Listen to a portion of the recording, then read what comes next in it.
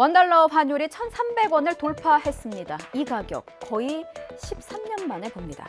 금융위기 이후 처음인데요. 단기적으로는 1,350원까지 오를 것 같다. 이런 전망도 나오고 있습니다. 경기가 안 좋아질 거라는 우려 때문에 안전자산으로 꼽히죠. 이 달러의 가치가 그만큼 높아진 겁니다. 자, 어제도 주식시장은 좀 흔들리는 등 금융당국의 고심이 깊은 상황입니다. 자, 이렇게 환율이 오르면서요. 수입업체들은 그야말로 죽을 맛이라고 합니다. 달러로 물건값을 받는 면세점도 손님들이 환율에 좀 민감해서 힘들다고 얘기를 하고 있고요. 대기업이 이 정도로 힘들면 중소기업 업체들은 몇 배로 더 힘이 들겠죠. 자, 중소기업 중앙회가 조사를 해봤습니다. 중소기업 10곳 중 3곳은 고환율로 피해를 보고 있는데요. 특히 원자재 가격 상승에 따른 피해가 가장 많았습니다. 구체적인 업종을 한번 살펴볼까요? 예, 화학, 공업제품, 철강, 금속, 그리고 플라스틱, 고무, 가죽 제품 이런 업종이 40% 전후입니다. 그러니까 10곳 중에 4곳이 좀 피해를 보고 있는 것으로 조사가 됐는데요. 고환율로 신음하는 우리 기업들의 목소리 잠시 들어보겠습니다. 이순윤 기자입니다. 작년에 비해서 지금 현재 알루미늄 원자재 가격이 200% 이상 오르다 보니 이 업종에 종사하는 모든 업체들이 너무나 좀 힘이 듭니다. 이제 알루미늄은 수입이다 보니 환율에 따라서 금액이 많이 좌지우지합니다. 대기업도 고환율로 신음하기는 마찬가지.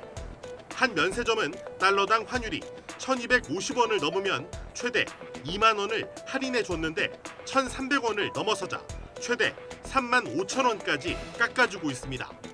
최근 높아진 환율로 면세 쇼핑의 부담을 느끼는 고객을 위해 다양한 할인 행사와 환율 보상 이벤트를 진행하고 있습니다. 어제 사형 선고가 나온 재판이 있었습니다. 사형. 저도 뉴스에서 오랜만에 전하는 단어인 것 같은데요. 우리나라는 97년 이후에 사형을 집행한 적이 없습니다. 그래서 사실상 사형 폐지국에 속하고요. 그래서 사형 선고 자체가 그렇게 흔치 않습니다.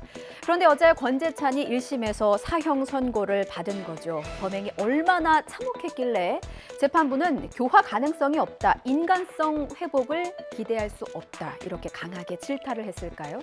권재찬의 끔찍한 범행을 임성재 기자가 정리했습니다. 인천 용현동에 있는 주차장입니다. 지난해 12월 이곳에 주차돼 있던 검은색 승용차 트렁크 안에서 50대 여성 시신이 발견됐습니다. 범인은 피해자와 평소 알고 지내던 권재찬으로 1,000만 원이 넘는 금품도 훔친 것으로 드러났습니다. 그런데 그의 범행은 여기서 그치지 않았습니다. 숨진 여성의 시신 유기를 도운 남성까지 살해해 인천 을왕리 해수욕장 인근 야산에 매장한 겁니다. 결국 강도살인과 사체 유기 등 혐의로 재판에 넘겨진 권재찬에게 검찰은 사형을 구형했습니다.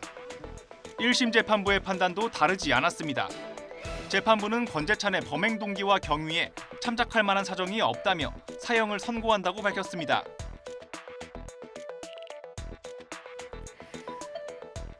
밤사이 수도권에 비가 많이 내렸습니다. 주차장은 물에 잠기고 아파트가 정전되는가 하면 도로 일부가 꺼지기도 했습니다. 피해 상황은 박석영 기자가 정리했습니다.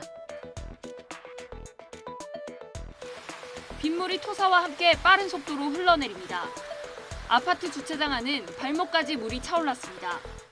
갑자기 주민들이 웅성웅성해서 먼 일에서 나왔는데 이 토사가 흘러내려서 아까는 그 계곡이 물처럼 흘러내렸어요, 토사가.